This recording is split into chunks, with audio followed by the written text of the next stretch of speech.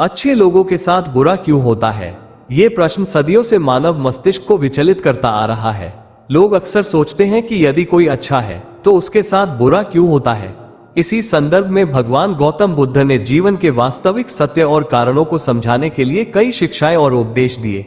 उनकी शिक्षाओं में करुणा, दया और सहनशीलता के साथ जीवन जीने का मार्गदर्शन है। गौतम बुद्ध ने कहा था कि संसार में दुख का अस्तित्व है और इसका कारण भी है। उन्होंने समझाया कि जीवन में जो कुछ भी होता है वह हमारे कर्मों का परिणाम है। उन्होंने कर्म के सिद्धांत को गहराई से समझाया और बताया कि हमारा हर कार्य एक बीज की तरह होता है। जैसे जैसे समय बीतता है ये बीज फल के रूप में प्रकट होते हैं। कभी कभी ये फल तुरंत दिखते हैं और कभी कभी इनके परिणामों को देखने में समय लगता है। कहानी, करुणा और धैर्य की शक्ति। प्राचीन काल में मगध राज्य में एक साधु रहते थे। उनका नाम आनंद था। आनंद बहुत ही करुणामय और शांत स्वभाव के व्यक्ति थे। वे हमेशा दूसरों की मदद करते, दुखियों के लिए दुआ करते और लोगों को सच्चाई के मार्ग पर चलने के लिए प्रेरित करते। आनंद की विनम्रता और त्याग ने उन्हें लोगों के बीच अत्यधिक प्रिय बना दिया था। एक दिन आनंद एक गांव में पहुंचे जहां महामारी फैली हुई थी। उन्होंने बीमारों की सेवा की, उन्हें चिकित्सा दी और उनके दुखों को बांटा। लेकिन कुछ ही दिनों में आनंद स्वयं इस महामारी के शिकार हो गए। गांव के लोग ये देखकर हैरान थे कि जो व्यक्ति दूसरों की भलाई के लिए जीता है उसके साथ ऐसा अन्याय क्यों हुआ।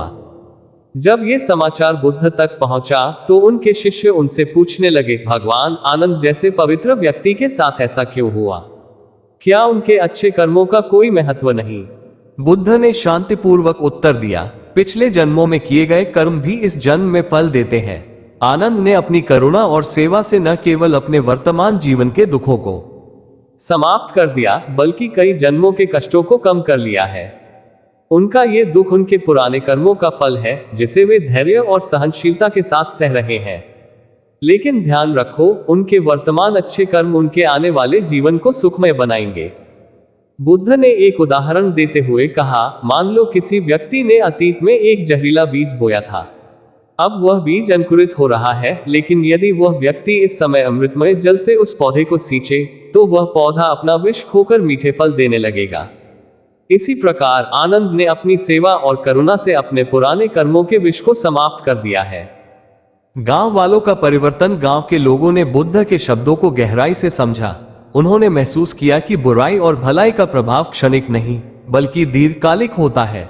उन्होंने ये भी जाना कि किसी के साथ जो कुछ भी हो रहा है वो केवल उस समय का परिणाम नहीं है बल्कि कई जन्मों के कर्मों का मिश्रण है।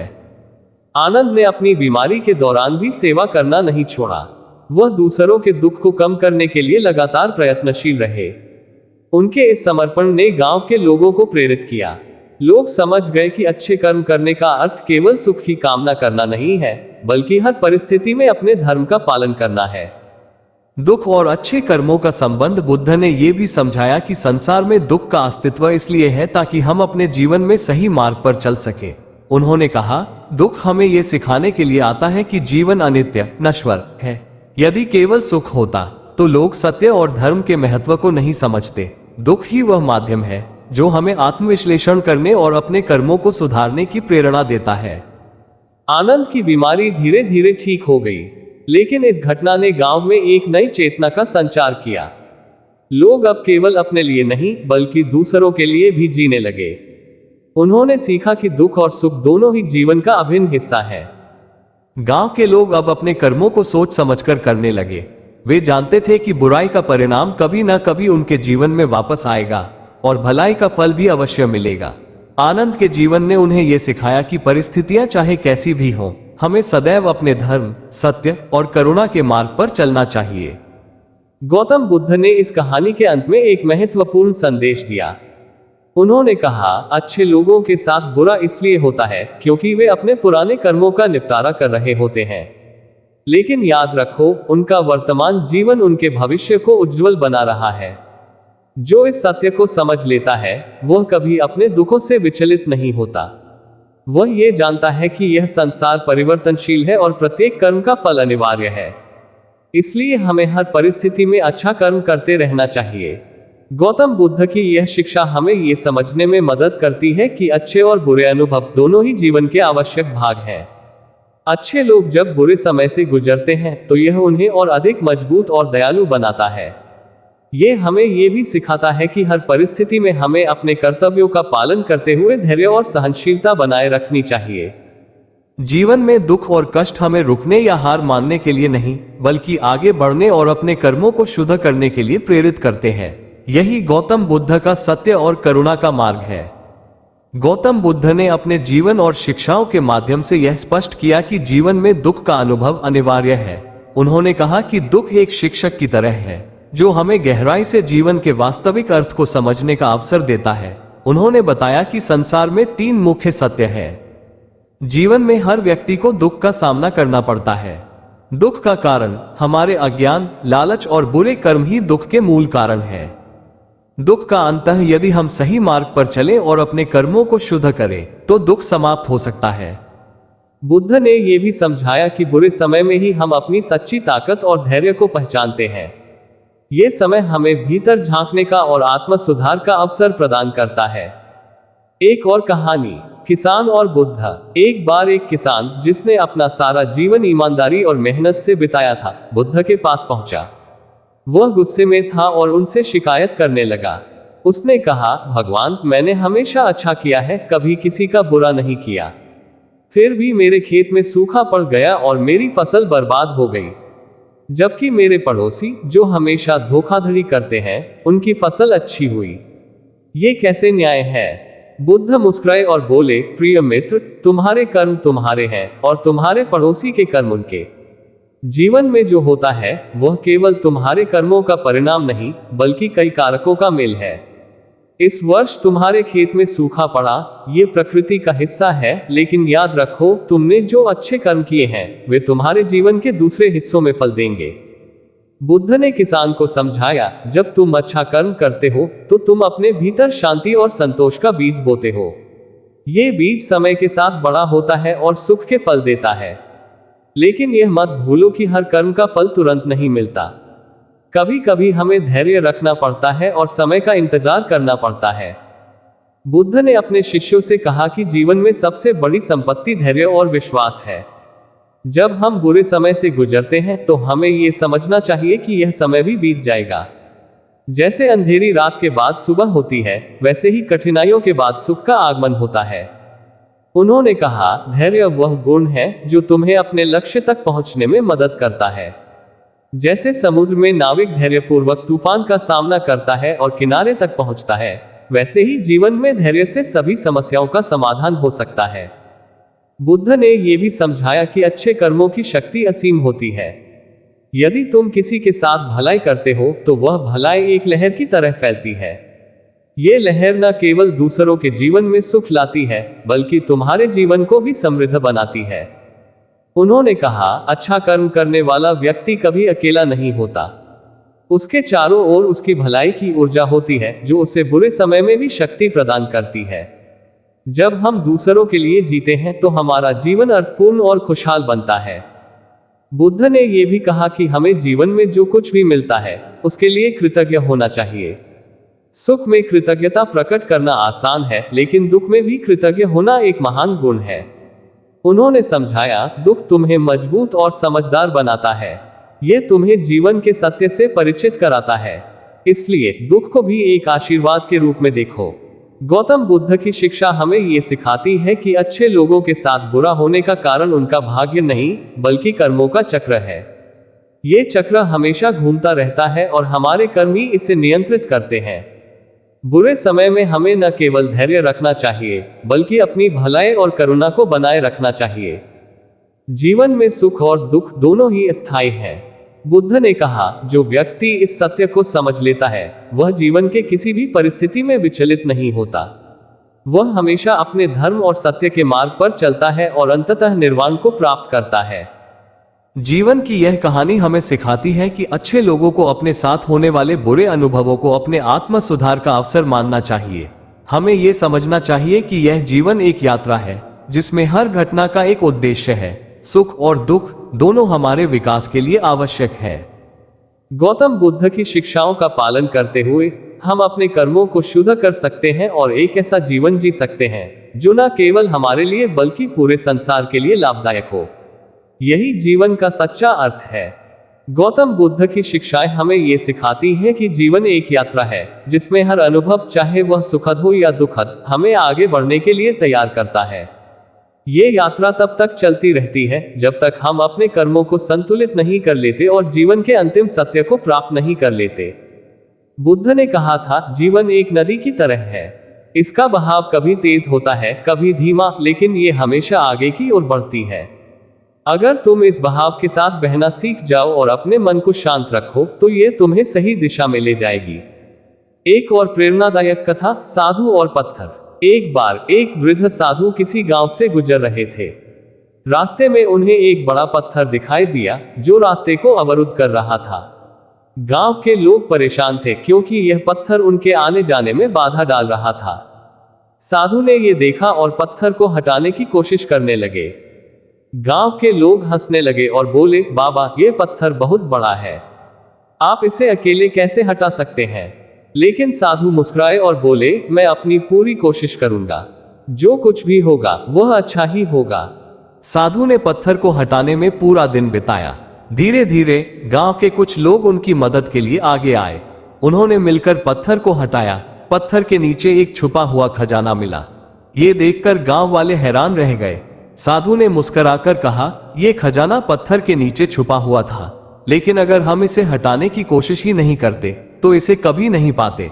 इसी तरह हमारे जीवन के कठिन समय भी ऐसे पत्थर हैं जो हमारे अंदर छुपे खजाने को प्रकट करने का अवसर देते हैं। गौतम बुद्ध ने जीवन के कठिन समय को एक शिक्षक माना। उन्होंने कहा, कठिनाइयां तुम्हें तोड़ने नहीं बल्कि गढ़ने के लिए आती हैं। ये तुम्हारे अंदर छुपी हुई शक्तियों को उजागर करती हैं और तुम्हें बेहतर इंसान बनाती हैं। उन्होंने ये भी समझाया कि जीवन में अगर सब कुछ सुगम होता तो कोई सीखने और बढ़ने की आवश्यकता महसूस नहीं करता। दुख और कठिनाइयां हमें यह एहसास कराती हैं कि जीवन में हर चीज का मूल्य है और हमें अपने कर्मों पर ध्यान देना चाहिए। सम्यक दृष्टि, जीवन और कर्म के सत्य को समझना। सम्यक संकल्प, सच्चाई और करुणा का अभ्यास करना। सम्यक वाणी, सच्चे और मधुर वचनों का उपयोग। सम्यक कर्म, सही और नैतिक कर्म करना। सम्यक आजीविका, धर्म और सत्य के अनुरूप आजीविका अपनाना। सम्यक प्रयास, बुरी आदतों और विचारों को दूर करना। सम्यक स्मृति, वर्तमान क्षण में जीना और ध्यान करना। सम्यक समाधि, मन को शांत और स्थिर करना। बुद्ध ने बार बार यह कहा कि अच्छे कर्म किसी भी परिस्थिति में व्यर्थ नहीं जाते। उन्होंने यह उदाहरण दिया कि अच्छे कर्म का फल पानी में डाली गई लहरों की तरह होता है, जो धीरे धीरे पूरे जल में फैल जाती है। उन्होंने समझाया कि यदि कोई व्यक्ति जीवन भर अच्छे कर्म करता है तो भले ही उसे तुरंत परिणाम न मिले, लेकिन ये कर्म उसके जीवन को अर्थपूर्ण और शुद्ध बनाते हैं। बुद्ध ने यह भी सिखाया कि जीवन का वास्तविक अर्थ केवल अपने सुख की खोज में नहीं, बल्कि दूसरों के जीवन को बेहतर बनाने में है। उन्होंने करुणा और परोपकार को सर्वोच्च गुण माना। उन्होंने कहा, जो व्यक्ति अपने सुख के लिए जीता है वह कभी संतुष्ट नहीं हो सकता, लेकिन जो दूसरों के दुख को कम करता है वह सच्चे सुख का अनुभव करता है। गौतम बुद्ध ने अपने शिष्यों को यह समझाया कि जीवन में अच्छा या बुरा जो भी होता है वह हमारे कर्मों और दृष्टिकोण का परिणाम है। यदि हम अपने मन को शांत और कर्मों को शुद्ध रखें तो हम हर परिस्थिति में संतोष और शांति पा सकते हैं। उन्होंने अपने अंतिम उपदेश में कहा, सत्य के मार्ग पर चलो, अपने कर्मों का ध्यान रखो। ये शरीर नश्वर है, लेकिन तुम्हारे कर्म अमर हैं। वे तुम्हारे जीवन की दिशा तय करते हैं। इसलिए हमेशा सत्य, करुणा और धर्म के मार्ग पर चलने का प्रयास करो। यही निर्वाण का मार्ग है। जीवन के कठिन समय हमें मजबूत और समझदार बनाते हैं। अच्छे कर्म और धैर्य हमें जीवन के सभी उतार चढ़ाव से पार पाने में मदद करते हैं। गौतम बुद्ध की शिक्षाएं हमें ये सिखाती हैं कि बुरे समय को अवसर की तरह देखें, अपने कर्मों को सुधारें और अपने जीवन को अर्थपूर्ण बनाएं।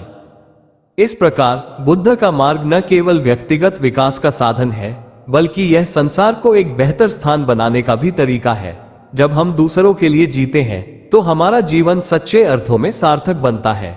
दोस्तों, वीडियो को लाइक भी करते चले। दोस्तों, हमेशा अच्छे लोगों के साथ बुरा क्यों होता है? महात्मा गौतम बुद्ध की शिक्षा पर आधारित एक कहानी। तो आप इस वीडियो को पूरा वॉच करें। एक समय की बात है, एक छोटे से गांव में सुदामा नाम का एक किसान रहता था। सुदामा बहुत ही नेकदिल, ईमानदार और परिश्रमी व्यक्ति था। वह हमेशा दूसरों की सहायता करता और अपने जीवन में सच्चाई और करुणा का पालन करता था।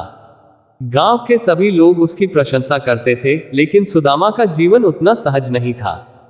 बार बार उसके खेत में फसल खराब हो जाती, कभी सूखा पड़ जाता तो कभी बाढ़ आ जाती।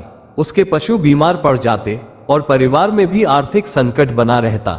लोग अक्सर हैरानी में पूछते, सुदामा जैसे अच्छे इंसान के साथ भगवान इतना बुरा क्यों करते हैं। सुदामा की इस दुर्दशा को देखकर गांव के लोगों ने उसे सुझाव दिया कि वह महात्मा गौतम बुद्ध से मिले। बुद्ध उस समय पास के एक नगर में ठहरे हुए थे। सुदामा ने सोचा कि शायद बुद्ध से उसे अपने जीवन के कष्टों का कारण समझने में मदद मिले। सुदामा कई दिनों तक पैदल चलकर बुद्ध के पास पहुंचा। जब उसने बुद्ध को प्रणाम किया तो उनकी आंखों में करुणा और शांति का अद्भुत संचार हुआ।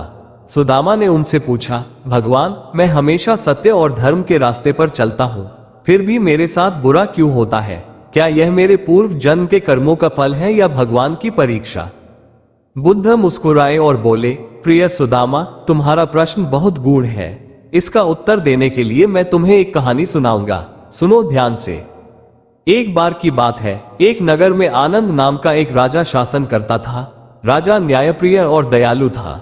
उसने अपने राज्य में कभी अन्याय नहीं होने दिया, परंतु एक दिन उसके राज्य में भयंकर बाढ़ आ गई।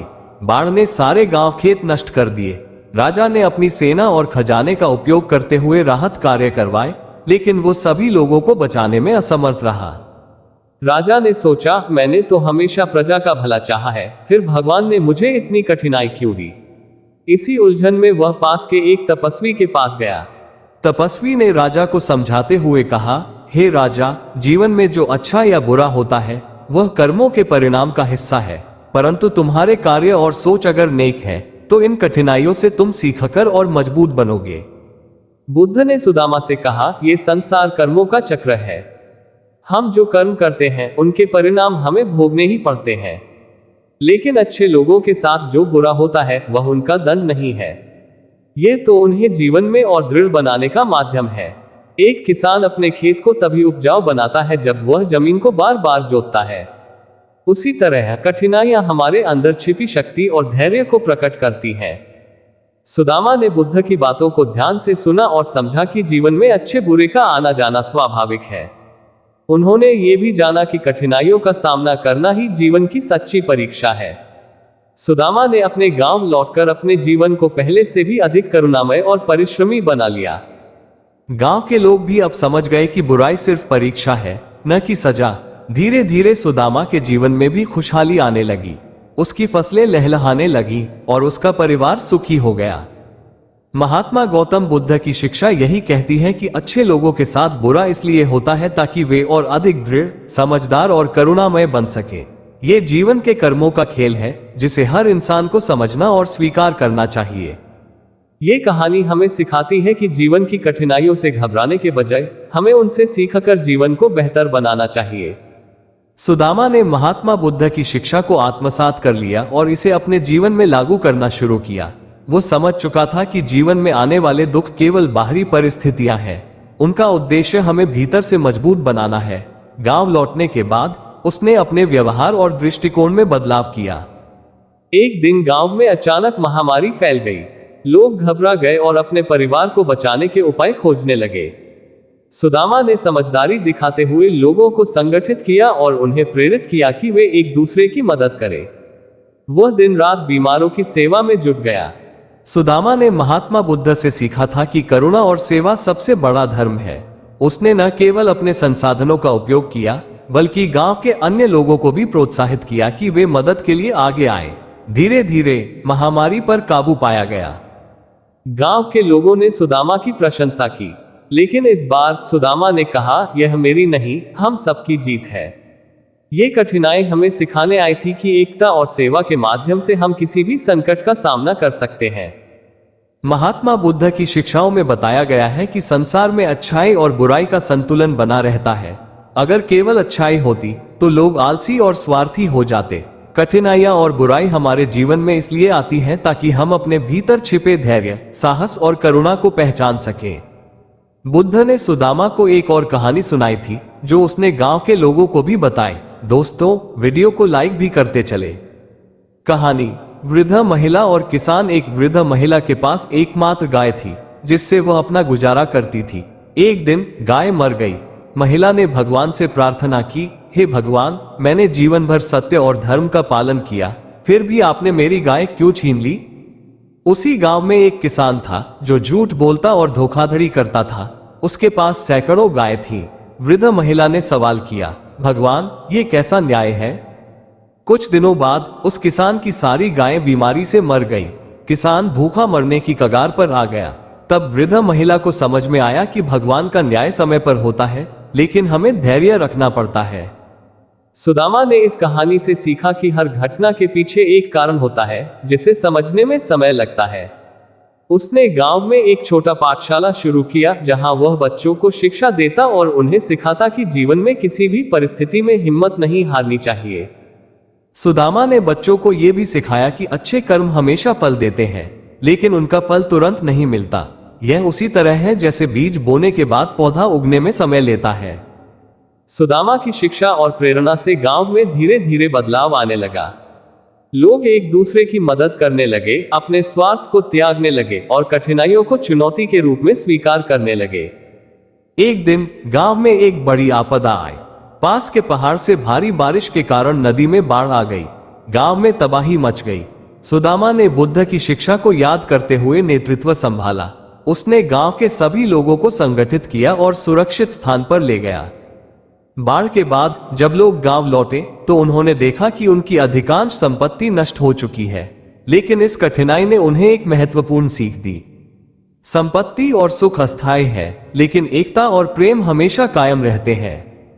सुदामा ने उन्हें बताया, ये समय हमें सिखाने आया है कि हमारी वास्तविक संपत्ति हमारी करुणा, सहानुभूति और परिश्रम है।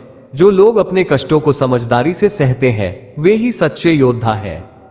महात्मा बुद्ध कहते थे कि संसार में कुछ भी स्थायी नहीं है। दुख और सुख दोनों ही स्थायी हैं।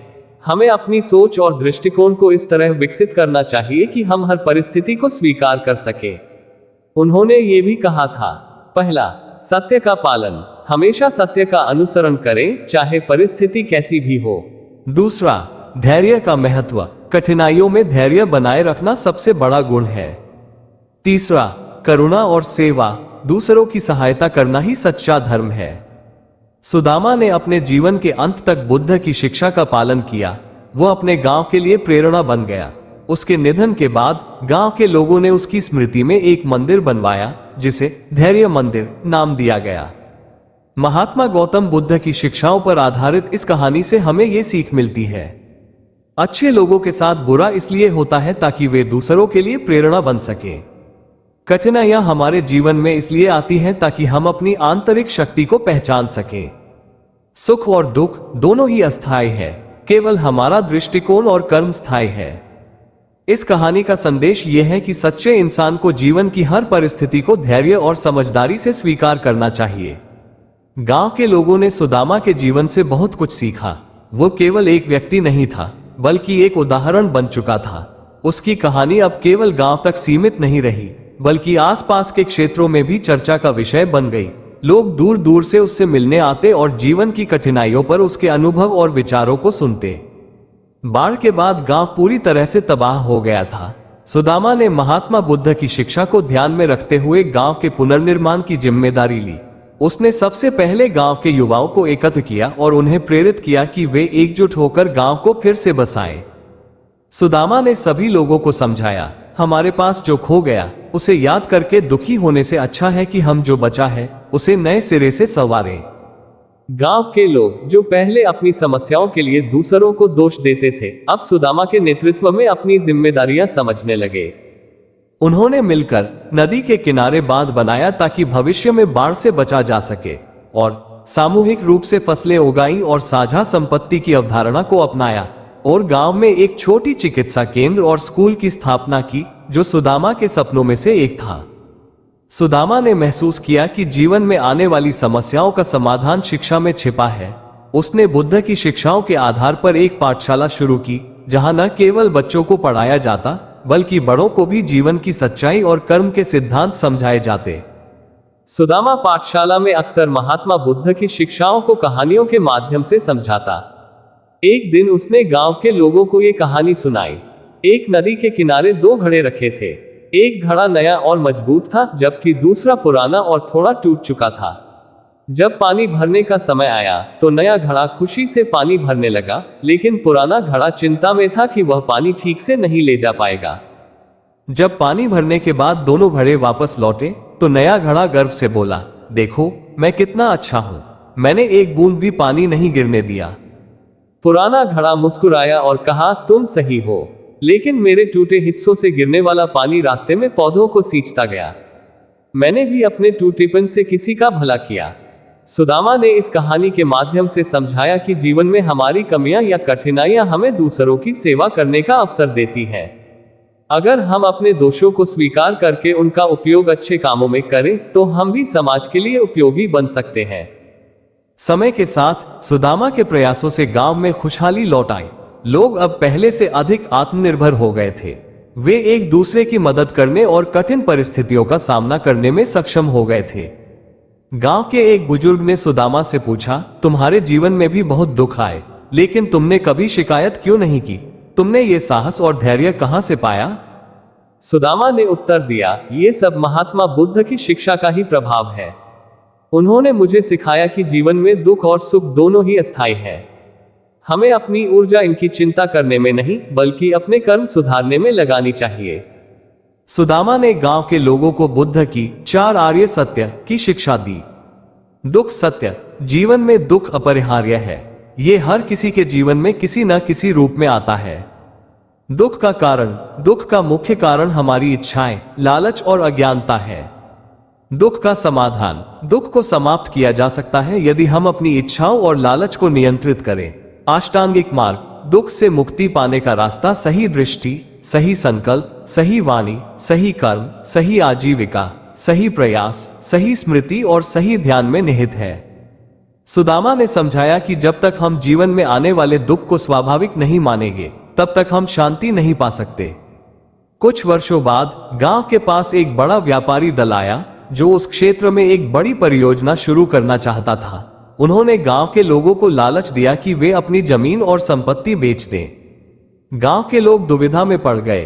कुछ ने सोचा कि यह एक अच्छा अवसर है, जबकि अन्य ने महसूस किया कि ऐसा करना उनके भविष्य के लिए खतरनाक हो सकता है।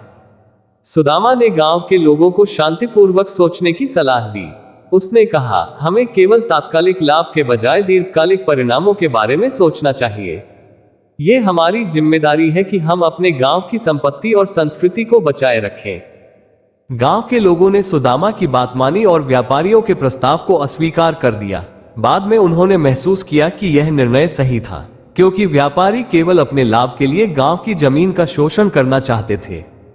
सुदामा के जीवन ने गांव के लोगों को यह सिखा दिया था कि कठिनाइयों को स्वीकार करना, धैर्य रखना और दूसरों की मदद करना ही सच्चा जीवन है। अपने अंतिम समय में सुदामा ने गांव के सभी लोगों को बुलाया और कहा, जीवन एक नदी की तरह है। ये कभी शांत बहती है तो कभी तेज बहाव के साथ। हमें इसमें बहने की कला सीखनी होगी। जो व्यक्ति जीवन के हर उतार चढ़ाव को धैर्य और समझदारी से स्वीकार करता है, वही सच्चा विजेता है। सुदामा की कहानी महात्मा बुद्ध की शिक्षाओं का आदर्श उदाहरण है। ये हमें सिखाती है, कठिनाइयां जीवन का हिस्सा है। उनसे घबराने के बजाय हमें उनसे सीखना चाहिए।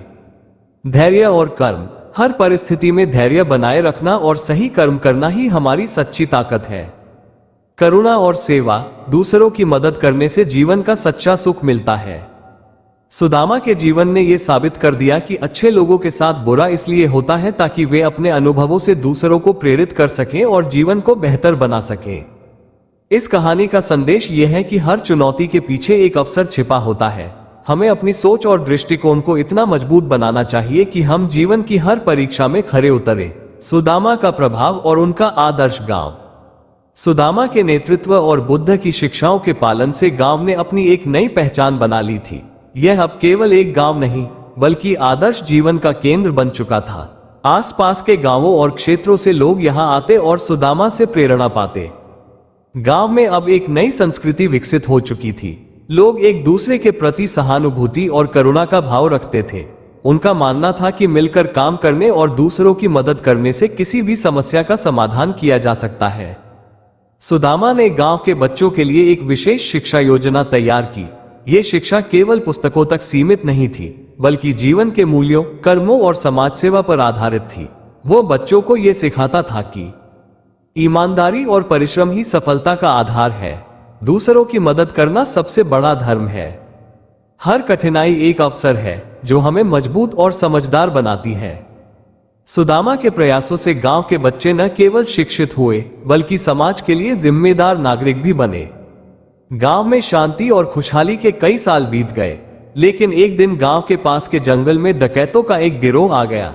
वे गांव के लोगों को धमकाने लगे और उनकी फसलों और संपत्ति को लूटने की कोशिश करने लगे। गांव के लोग डर गए, लेकिन सुदामा ने उन्हें साहस दिया।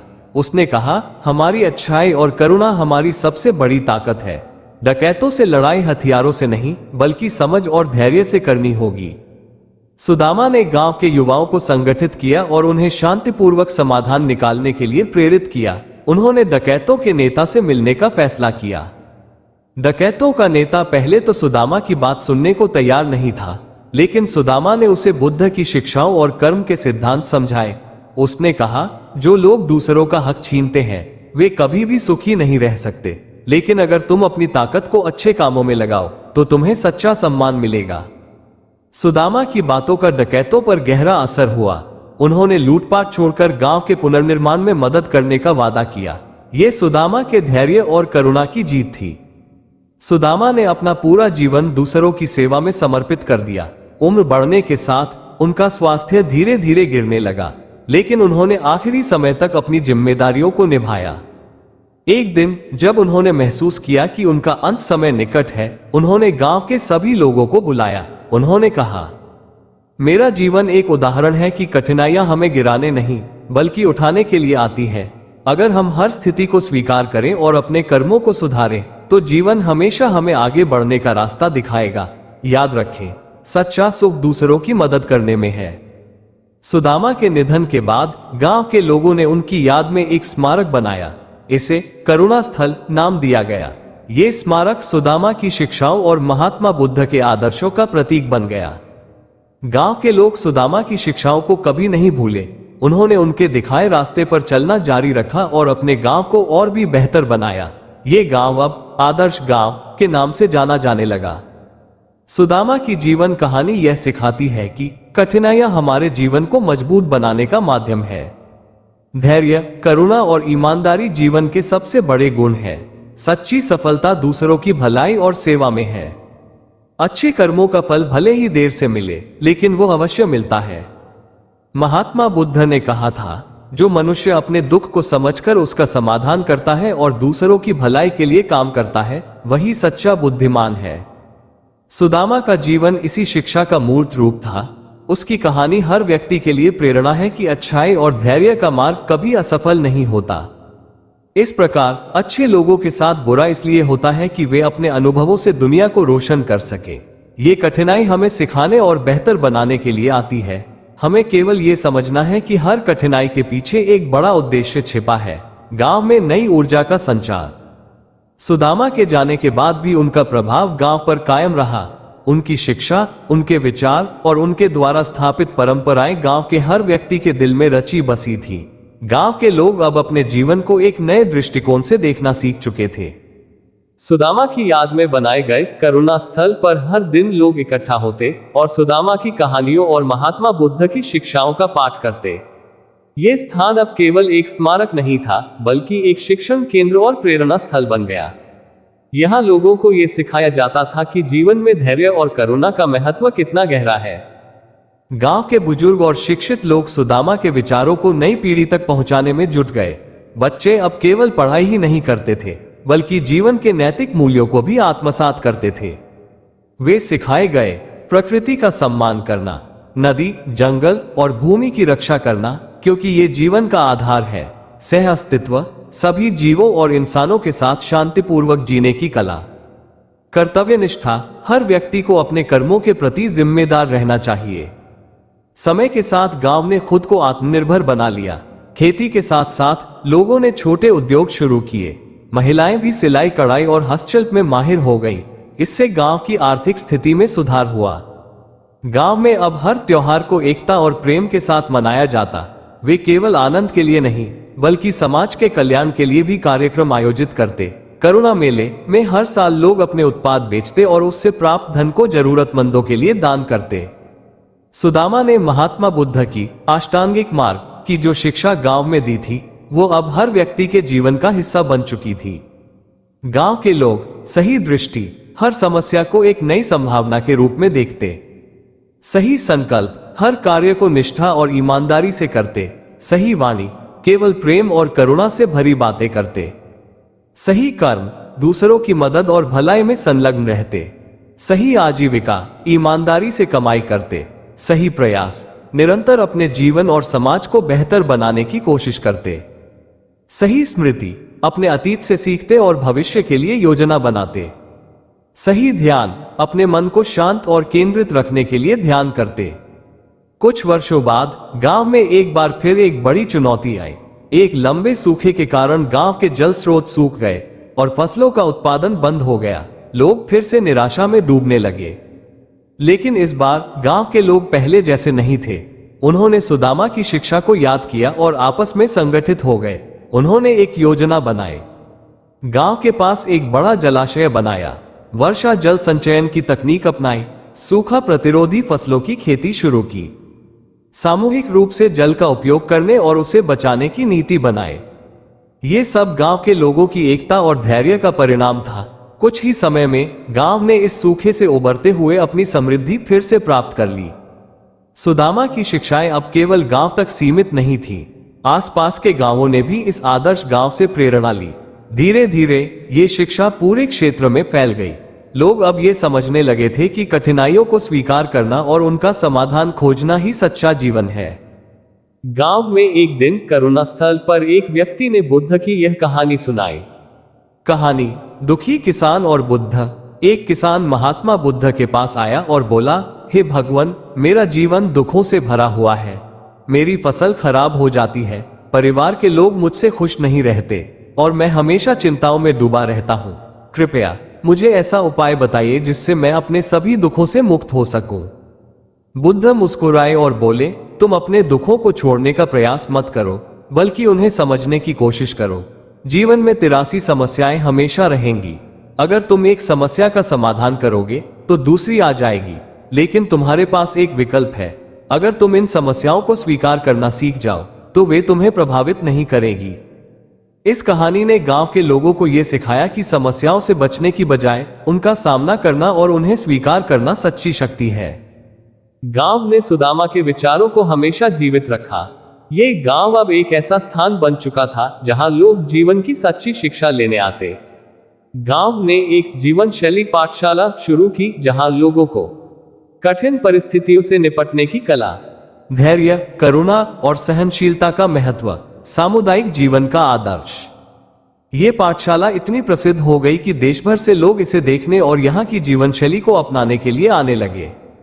गांव के लोग मानते थे कि सुदामा की सबसे बड़ी शिक्षा ये थी कि जीवन में कठिनाइयां केवल हमारी परीक्षा नहीं, बल्कि हमारी आत्मा को मजबूत बनाने का माध्यम है। अच्छाई और सच्चाई का मार्ग भले ही कठिन हो, लेकिन यह हमें सच्ची खुशी और संतोष प्रदान करता है। दूसरों की मदद और सेवा में ही जीवन का असली उद्देश्य है। सुदामा की कहानी और उनके आदर्श जीवन का यह संदेश है कि अच्छाई और धैर्य का मार्ग कठिन हो सकता है, लेकिन यह अंततः हर व्यक्ति और समाज को शांति और समृद्धि की ओर ले जाता है। अच्छे लोगों के साथ बुरा इसलिए होता है ताकि वे दूसरों के लिए प्रेरणा बन सकें और समाज को बेहतर बना सकें। हर कठिनाई के पीछे एक कारण है, हमें बस इसे समझने और उससे आगे बढ़ने की कला सीखनी है। जीवन में जो भी आए उसे स्वीकार करें, क्योंकि हर चुनौती हमें मजबूत और महान बनाती है। सुदामा की कहानी का विस्तार, नई पीढ़ी की भूमिका। गांव में समय बीतने के साथ एक नई पीढ़ी पनप रही थी। ये पीढ़ी उन मूल्यों और आदर्शों को आत्मसात कर रही थी जिन्हें सुदामा ने अपनी शिक्षाओं और कर्मों के माध्यम से गांव में रोपा था। ये बच्चे अब न केवल शिक्षित हो रहे थे, बल्कि समाज के लिए उपयोगी बनने के लिए भी प्रेरित थे। गांव के सुदामा शिक्षा केंद्र ने एक नई पहल शुरू की। इसमें बच्चों को न केवल पारंपरिक शिक्षा दी जाती थी, बल्कि उन्हें समाज सेवा, प्रकृति संरक्षण और नैतिक मूल्यों का पाठ भी पढ़ाया जाता था। शिक्षा केंद्र में बच्चों को छोटी छोटी कहानियों के माध्यम से सिखाया जाता था कि कैसे हर व्यक्ति अपने जीवन में दूसरों की मदद करके दुनिया को बेहतर बना सकता है। दोस्तों, वीडियो को लाइक भी करते चले। प्रेरक कहानी, दो भाइयों का खेत। एक बार दो भाई एक खेत में काम करते थे। बड़ा भाई शादीशुदा था और उसके 3 बच्चे थे। छोटा भाई अविवाहित था। जब फसल तैयार हुई तो उन्होंने फसल को बराबर बराबर बांट लिया। एक रात छोटे भाई ने सोचा, मेरे बड़े भाई के पास परिवार है, उसे मुझसे ज्यादा अनाज की जरूरत है। उसने अपने अनाज से कुछ बोरी निकालकर रात में चुपचाप बड़े भाई के हिस्से में डाल दी। उसी रात बड़े भाई ने सोचा, मेरा छोटा भाई अकेला है, उसे भविष्य के लिए ज्यादा बचत करनी चाहिए। उसने भी अपने हिस्से से कुछ अनाज निकालकर छोटे भाई के हिस्से में डाल दिया। सुबह दोनों भाई अपने हिस्से को ज्यों का त्यों देखकर चकित रह गए। तब उन्होंने एक दूसरे को सच बताया और यह समझा कि सच्चा सुख केवल दूसरों की भलाई में है। गांव के बच्चों ने इस कहानी से यह सीखा कि जीवन में एक दूसरे की मदद करना सबसे बड़ा धर्म है। गांव में अब सामुदायिक कार्यों की परंपरा शुरू हो चुकी थी। हर महीने गांव के सभी लोग मिलकर सामूहिक रूप से किसी न किसी समस्या का समाधान करने में जुट जाते। नदी की सफाई, गांव के पास की नदी को साफ और स्वच्छ बनाए रखने के लिए सब मिलकर काम करते।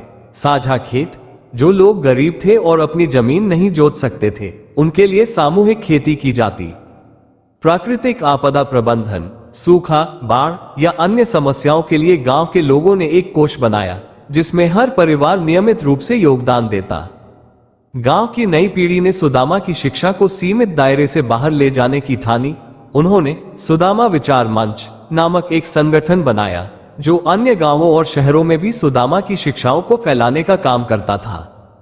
करुणा यात्राएं, संगठन के सदस्य आसपास के गांवों में जाकर लोगों को आत्मनिर्भरता, सहनशीलता और सामुदायिक सहयोग का महत्व समझाते। प्राकृतिक संरक्षण, जल संरक्षण और वृक्षारोपण जैसे कार्यक्रम आयोजित किए जाते। शिक्षा शिविर, उन क्षेत्रों में शिक्षा शिविर लगाए जाते जहां शिक्षा का अभाव था। एक और चुनौती, सामाजिक भेदभाव। गांव में जब खुशहाली आई तो सामाजिक भेदभाव का मुद्दा भी उठने लगा। कुछ लोग गरीबों और निम्न वर्ग के लोगों को नीचा दिखाने लगे। इससे गांव के वातावरण में असंतोष फैलने लगा। इस बार गांव के बुजुर्गों ने सुदामा की कहानियों का सहारा लिया। उन्होंने करुणा स्थल पर एक सभा बुलाई और महात्मा बुद्ध की शिक्षा को साझा किया। बुद्ध का उपदेश सभी समान है। महात्मा बुद्ध ने कहा था, जैसे सभी नदियां समुद्र में मिलकर अपना अलग अस्तित्व खो देती हैं, वैसे ही समाज में हर व्यक्ति समान है। कोई ऊंचा या नीचा नहीं है। मनुष्य का असली मूल्य उसके कर्मों से तय होता है। यह उपदेश गांव के लोगों के दिल को छू गया। उन्होंने सामाजिक भेदभाव को खत्म करने और सभी के साथ समान व्यवहार करने का संकल्प लिया। गांव का पुनर्निर्माण और सुदामा का सपना। सुदामा का सपना केवल एक आदर्श गांव बनाने तक सीमित नहीं था। उनका मानना था कि हर व्यक्ति अपने जीवन को बेहतर बना सकता है, अगर वो सही दिशा में मेहनत करे। गांव के लोगों ने अब सुदामा के इस आदर्श को अपनी प्राथमिकता बना लिया। गांव का हर क्षेत्र आत्मनिर्भर बना। खाद्य सुरक्षा, गांव में जैविक खेती शुरू की गई ताकि हर परिवार के पास पर्याप्त भोजन हो। ऊर्जा संरक्षण, गांव में सौर ऊर्जा और पवन ऊर्जा का उपयोग शुरू किया गया। स्वास्थ्य सेवा, एक छोटा अस्पताल बनाया गया जहां मुफ्त में इलाज की सुविधा थी। सुदामा का संदेश, दुख का उद्देश्य। सुदामा के जीवन और उनकी शिक्षाओं ने यह स्पष्ट किया कि दुख और कठिनाइयां हमारे जीवन में इसलिए आती हैं ताकि हम उनसे सीखें और अपनी आत्मा को और अधिक मजबूत बना सकें। गांव के एक शिक्षक ने एक और कहानी सुनाई। कहानी, हीरे का पत्थर। एक बार एक मूर्तिकार को एक बड़ा पत्थर मिला। उसने उसमें से एक खूबसूरत मूर्ति बनाने की ठानी, लेकिन मूर्ति बनाने के लिए उसे पत्थर पर कई बार प्रहार करना पड़ा। पत्थर ने सोचा, यह मूर्तिकार मुझे क्यों तोड़ रहा है। जब मूर्ति तैयार हो गई तो लोग उसकी पूजा करने लगे। तब पत्थर को एहसास हुआ कि मूर्तिकार के हर प्रहार ने उसे एक साधारण पत्थर से एक पवित्र मूर्ति बना दिया। ये कहानी यह सिखाती है कि जीवन की कठिनाइयां हमें आकार देती हैं और हमें हमारे सर्वश्रेष्ठ स्वरूप में बदलती हैं। सुदामा के आदर्शों पर चलते हुए गांव अब एक ऐसी विरासत बन चुका था जिसे हर कोई देखना और अपनाना चाहता था। गांव में त्योहार और समारोह सभी जाति और वर्ग के लोग मिलकर मनाते थे। अंतर पीढ़ी संवाद, बुजुर्ग अपनी कहानियां और अनुभव नई पीढ़ी के साथ साझा करते। आध्यात्मिकता और ध्यान, हर सुबह करुणा स्थल पर सामूहिक ध्यान और प्रार्थना का आयोजन होता। सुदामा की कहानी हमें यह सिखाती है कि अच्छाई और धैर्य का मार्ग कठिन हो सकता है, लेकिन यह समाज और जीवन को बदलने की शक्ति रखता है। अच्छे लोगों के साथ बुरा इसलिए होता है ताकि वे दूसरों के लिए प्रेरणा बन सके। उनके अनुभव दूसरों को जीवन की सच्चाई और उद्देश्य का ज्ञान कराते हैं। जीवन एक परीक्षा है। हर दुख और कठिनाई हमारे भीतर छिपी ताकत को बाहर लाने का माध्यम है। हमें केवल इसे समझने और स्वीकार करने की आवश्यकता है। जब हम अपने दुखों को दूसरों की भलाई के लिए बदल देते हैं तो हमारा जीवन सार्थक हो जाता है। सुदामा के विचार और शिक्षाएं धीरे धीरे पूरे क्षेत्र में फैल चुकी थी। गांव अब एक आदर्श स्थान बन चुका था। इसे सद्भावना गांव का नाम दिया गया। यहाँ लोग न केवल अपने लिए बल्कि दूसरों के लिए भी जीने का महत्व समझने लगे थे। गांव में अब हर जगह एक नई ऊर्जा और सकारात्मकता का संचार था। लोग हर समस्या का समाधान मिलकर करते और अपने जीवन को अधिक सरल और खुशहाल बनाने के लिए हमेशा तत्पर रहते। समय के साथ गांव को नई चुनौतियों का सामना करना पड़ा। इनमें से कुछ आर्थिक थी, जबकि अन्य सामाजिक और प्राकृतिक समस्याएं थीं। लेकिन अब गांव की सामूहिकता और सुदामा के आदर्शों ने हर कठिनाई को हल करना आसान बना दिया। गांव में एक समय ऐसा आया जब बाजारों में कृषि उत्पादों की कीमतें गिरने लगी। इससे किसानों को भारी नुकसान हुआ। लोगों ने इस स्थिति का सामना करने के लिए एक सहकारी प्रणाली बनाए। साझा उत्पाद केंद्र, गांव के सभी किसानों ने अपने उत्पाद को एकत्रित कर एक साझा केंद्र बनाया। प्रत्यक्ष बिक्री, किसानों ने शहरों में जाकर अपने उत्पाद सीधे ग्राहकों को बेचना शुरू किया। स्थानीय व्यापार, गांव में छोटे छोटे कुटीर उद्योगों को बढ़ावा दिया गया। सामाजिक विभाजन का खतरा, कुछ बाहरी लोगों ने गांव में जाति और वर्ग के आधार पर फूट डालने की कोशिश की। गांव के बुजुर्गों ने तुरंत इस स्थिति को संभाला। उन्होंने करुणा स्थल पर विशेष सभाएं आयोजित की। बुद्ध की शिक्षाओं का सहारा लेकर उन्होंने लोगों को समझाया कि सभी मनुष्य समान हैं और एकता ही सबसे बड़ी शक्ति है। जलवायु परिवर्तन के कारण गांव में मौसम अस्थिर हो गया। बारिश समय पर नहीं होती और गर्मी का प्रकोप बढ़ गया। गांव के लोगों ने मिलकर वृक्षारोपण अभियान, बड़े पैमाने पर वृक्षारोपण किया। जल संरक्षण योजनाएं, तालाबों और जलाशयों का निर्माण किया। प्राकृतिक खेती, पर्यावरण अनुकूल तरीके से खेती करना शुरू किया।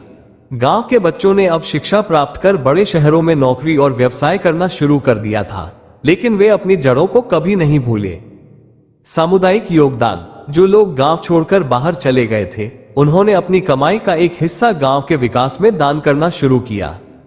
नए विचार, शिक्षित युवाओं ने गांव में तकनीकी और वैज्ञानिक विचारों को लागू किया। नेतृत्व, गांव के युवाओं ने सामाजिक और राजनीतिक नेतृत्व में भाग लेकर पूरे क्षेत्र में सकारात्मक बदलाव लाए।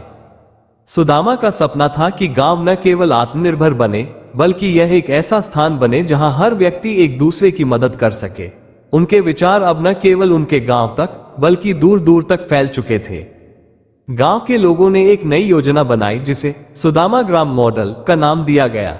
इस मॉडल के अनुसार हर गांव आत्मनिर्भर बनेगा, हर व्यक्ति अपने अधिकारों और कर्तव्यों को समझेगा।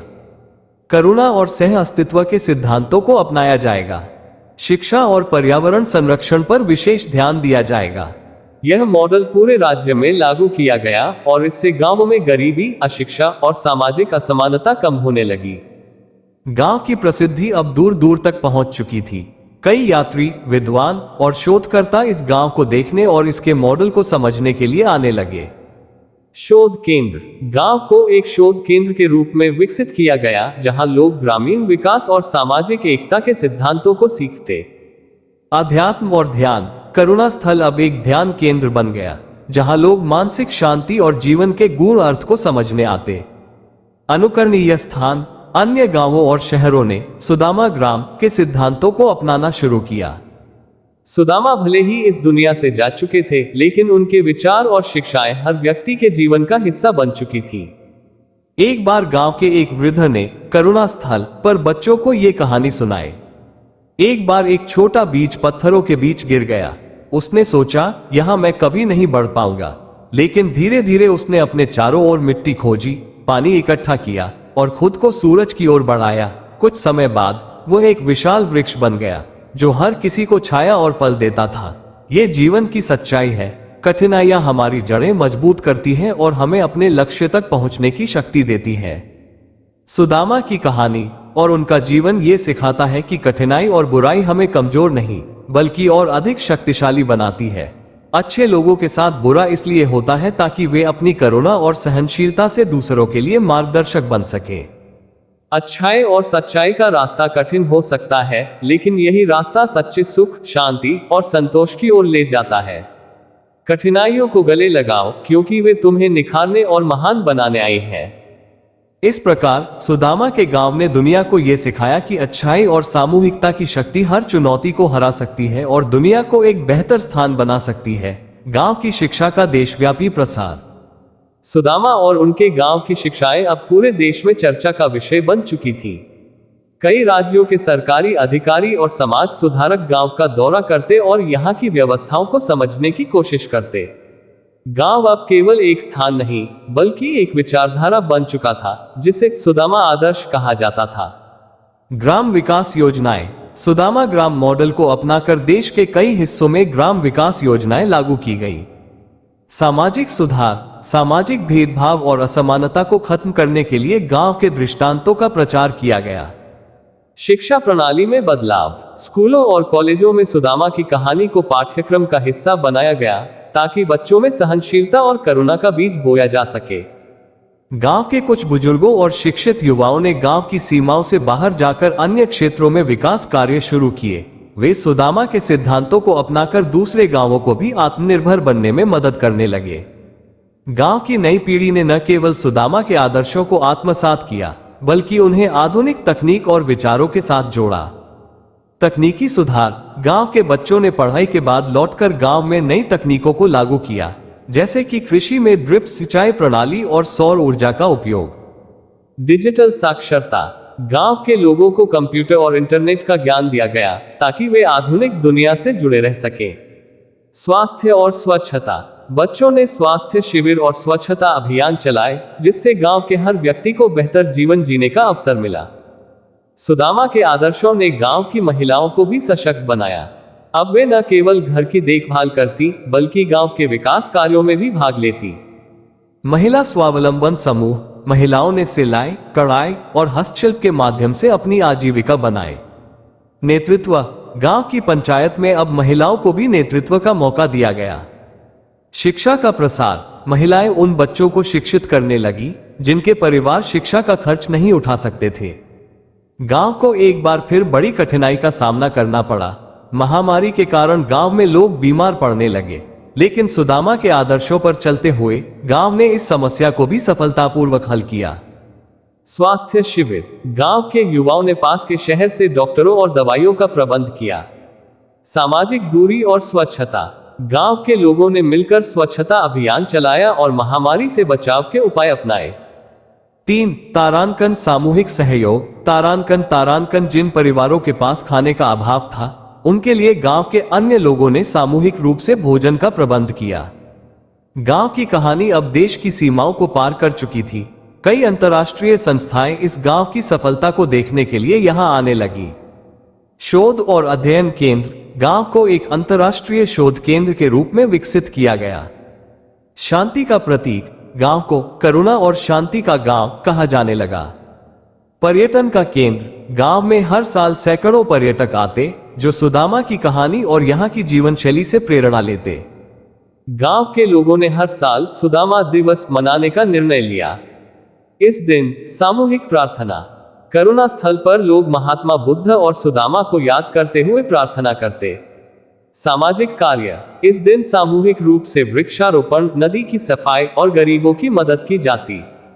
बच्चों को सुदामा की कहानी सुनाई जाती और उन्हें नैतिकता का पाठ पढ़ाया जाता। सुदामा की कहानी हमें यह सिखाती है कि कठिनाई जीवन का हिस्सा है, लेकिन ये हमें मजबूत बनाने और हमारी क्षमता को उजागर करने के लिए आती है। उनके आदर्शों का सार है कि जीवन में आने वाली हर चुनौती को धैर्य और समझदारी से स्वीकार करना, अपने जीवन को दूसरों की भलाई के लिए समर्पित करना। सामूहिकता, एकता में ही सबसे बड़ी शक्ति है।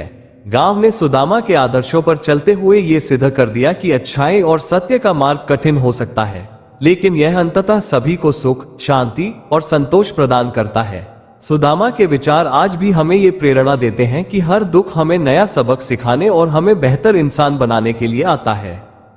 अंततः सुदामा का जीवन और उनकी शिक्षाएं हमें ये समझाती हैं कि जीवन में अच्छाई और करुणा को अपनाकर न केवल अपना बल्कि पूरे समाज का उत्थान किया जा सकता है। सुदामा के आदर्शों और शिक्षाओं ने गांव को एक ऐसी मिसाल बना दिया था जहां जीवन के हर क्षेत्र में सामूहिकता और करुणा का अद्भुत संतुलन दिखता था। सुदामा के प्रयासों ने जो बीज बोया था वह अब एक विशाल वटवृक्ष बन चुका था। इस गांव को अब करुणा नगरी के नाम से जाना जाने लगा। सुदामा की शिक्षाओं को समझने के लिए अब दुनिया भर के लोग गांव में आने लगे। विभिन्न देशों के शोधकर्ता, शिक्षाविद और सामाजिक कार्यकर्ता गांव का दौरा करते और यहां के मॉडल को अपने देशों में लागू करने की कोशिश करते।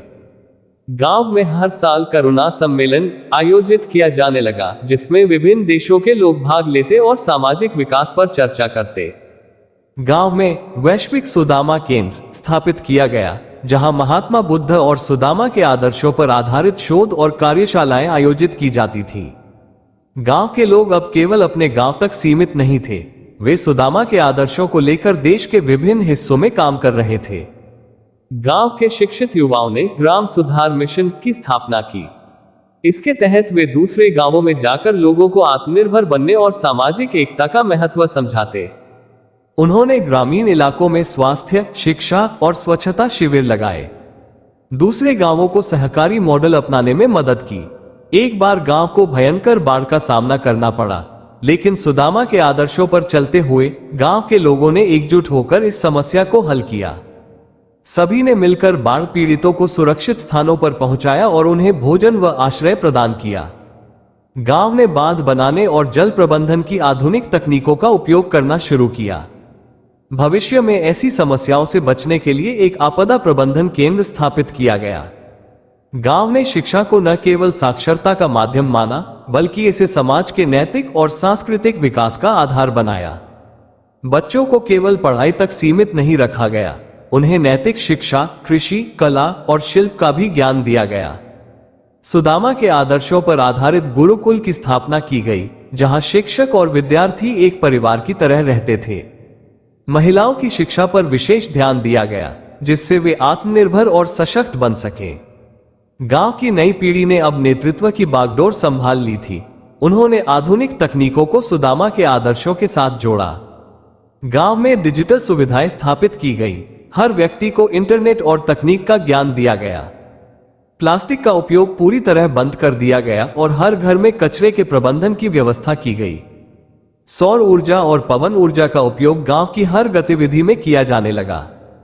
सुदामा का जीवन अब केवल एक व्यक्ति की कहानी नहीं रहा, यह एक विचार बन गया जिसे हर व्यक्ति अपनी दिनचर्या में अपनाता।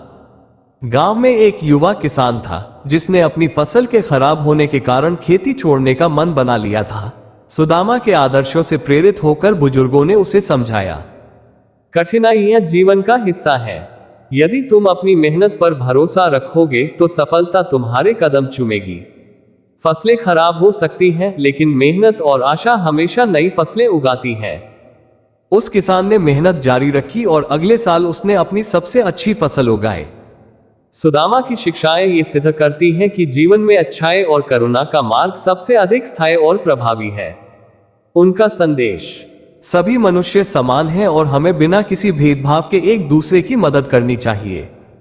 दुख और कठिनाई जीवन के शिक्षक हैं जो हमें हमारे सर्वोत्तम स्वरूप में बदलते हैं। एकजुटता और सहयोग से हम हर समस्या का समाधान कर सकते हैं। गांव अब एक ऐसी जगह बन गया था जहां लोग केवल अपने लिए नहीं बल्कि दूसरों के लिए भी जीते थे। सुदामा की कहानी ने यह सिखाया कि अच्छाई और सत्य का मार्ग भले ही कठिन हो, लेकिन यही वह रास्ता है जो सच्चे सुख और शांति की ओर ले जाता है। अंततः सुदामा के जीवन और उनके आदर्शों ने यह सिद्ध कर दिया कि हर कठिनाई के पीछे एक गहरी सीख छिपी होती है। जो लोग इस सीख को आत्मसात करते हैं वे न केवल अपने जीवन को बल्कि समाज और दुनिया को भी बेहतर बना सकते हैं। करुणा नगरी अब सिर्फ एक गांव नहीं रहा, बल्कि एक आदर्श व्यवस्था का प्रतीक बन गया, इस गांव की प्रसिद्धि ने इसे न केवल देश बल्कि विश्वभर में एक प्रेरणा का स्रोत बना दिया। हर कोई इस गांव के जीवन मूल्यों और उसकी सफलता के रहस्य को जानने की इच्छा रखता था। गांव में अब हर क्षेत्र में अभूतपूर्व परिवर्तन हो चुका था। सामाजिक, आर्थिक और सांस्कृतिक क्षेत्र में गांव ने ऐसे आदर्श स्थापित किए जिन्हें हर कोई अपनाना चाहता था। गांव ने आत्मनिर्भरता के क्षेत्र में नए आयाम स्थापित किए। गांव के किसानों ने अब व्यक्तिगत खेती के बजाय सहकारी खेती शुरू कर दी थी। इससे न केवल उत्पादन बढ़ा बल्कि सभी को समान लाभ भी मिला। गांव के हर घर में कुटीर उद्योग चलने लगे। महिलाएं और बुजुर्ग घर बैठे अपना रोजगार कमा रहे थे। गांव में एक साप्ताहिक बाजार लगाया जाने लगा जहां स्थानीय उत्पादों की बिक्री होती। गांव में जाति, धर्म और वर्ग के भेदभाव को पूरी तरह समाप्त कर दिया गया। सभी बच्चों को समान शिक्षा प्रदान की गई। सभी धार्मिक और सांस्कृतिक पर्वों को सामूहिक रूप से मनाने की परंपरा शुरू हुई। बुजुर्गों के लिए विशेष वृद्धाश्रम बनाए गए, जबकि बच्चों के लिए खेलने और सीखने के केंद्र। गांव के लोगों ने प्रकृति के साथ तालमेल बिठाते हुए अपने जीवन को संवारा। हर साल हजारों पेड़ लगाए जाते थे। वर्षा जल को संग्रहित करने के लिए विशेष तालाब और कुंड बनाए गए। गांव को प्लास्टिक मुक्त और स्वच्छ रखने के लिए हर व्यक्ति ने योगदान दिया। अब गांव का नेतृत्व नई पीढ़ी के हाथों में था, जो सुदामा की शिक्षाओं से प्रेरित थी। युवा पीढ़ी ने आधुनिकता और परंपरा का अद्भुत समन्वय किया। गांव के हर निर्णय में सभी की भागीदारी होती थी। गांव की महिलाएं पंचायत और अन्य संगठनों में नेतृत्व करती थीं। युवाओं ने तकनीकी सुधारों को अपनाकर गांव को एक स्मार्ट गांव में बदल दिया। दोस्तों, वीडियो को लाइक भी करते चले। गांव के एक गरीब परिवार में 3 बच्चे थे जिन्हें पढ़ाई के लिए पैसे नहीं थे। गांव के शिक्षकों और युवाओं ने मिलकर उनकी पढ़ाई का खर्च उठाया। वे बच्चे बाद में उच्च शिक्षा प्राप्त कर गांव के विकास कार्यों में भागीदार बने। ये कहानी हर व्यक्ति को ये सिखाती है कि शिक्षा का अधिकार सभी को मिलना चाहिए। एक बार गांव में भयंकर सूखा पड़ा। लोग पानी के लिए परेशान हो गए, लेकिन गांव ने सुदामा के आदर्शों पर चलते हुए वर्षा जल संचयन के कुंड बनाए, पानी की बर्बादी रोकने के लिए सामूहिक जागरूकता अभियान चलाया, सूखा सहन करने वाले पौधों की खेती शुरू की। गांव के एक युवा ने करुणा सम्मेलन में अपने गांव की सफलता की कहानी प्रस्तुत की। उसकी प्रस्तुति से प्रभावित होकर कई देशों ने गांव के मॉडल को अपनाने का निर्णय लिया। गांव ने अपनी सांस्कृतिक जड़ों को संभाल कर रखा और आधुनिकता के साथ उसका संतुलन बनाया। गांव के बच्चों को लोक कला और संगीत सिखाया जाता था। सभी त्योहारों को सामूहिक रूप से मनाया जाता, जिससे एकता और भाईचारे की भावना मजबूत होती। हर शाम गांव के बुजुर्ग बच्चों को नैतिक कहानियां सुनाते थे, जिससे उनके चरित्र का विकास होता। गांव का मॉडल अब इतना प्रभावशाली हो चुका था कि इसे सुदामा ग्राम मॉडल के नाम से जाना जाता था। इस मॉडल के तहत सहकारी खेती, कुटीर उद्योग और स्थानीय व्यापार को बढ़ावा, जाति, धर्म और वर्ग का भेदभाव खत्म कर सभी को समान अवसर, मुफ्त शिक्षा और चिकित्सा सेवाओं की उपलब्धता, प्राकृतिक संसाधनों का विवेकपूर्ण उपयोग, महात्मा बुद्ध और सुदामा की शिक्षाओं को जीवन का हिस्सा बनाना। गांव अब विश्व मंच पर करुणा, सह अस्तित्व और सतत विकास का प्रतीक बन गया था। हर व्यक्ति यह मानता था कि कठिनाइयां जीवन का हिस्सा हैं, लेकिन उनका सामना करने के लिए करुणा, सहनशीलता और सामूहिक प्रयास की आवश्यकता है। सुदामा ने जो बीज बोया था, वह अब पूरे विश्व में एक विशाल वृक्ष बन चुका था। उनकी शिक्षाएं हमें ये सिखाती हैं, अच्छाई और करुणा हर समस्या का समाधान कर सकती है। जीवन में आने वाली कठिनाइयां हमें मजबूत और आत्मनिर्भर बनाती हैं। सामूहिकता और सह अस्तित्व से हम हर चुनौती को पार कर सकते हैं। करुणा नगरी की कहानी यह सिद्ध करती है कि जब समाज सच्चाई, करुणा और सामूहिक प्रयास पर चलता है, तो वह न केवल अपने लिए बल्कि पूरे संसार के लिए एक आदर्श बन सकता है। तो दोस्तों, आपको हमारी यह वीडियो कैसी लगी, इसे लाइक करें। धन्यवाद।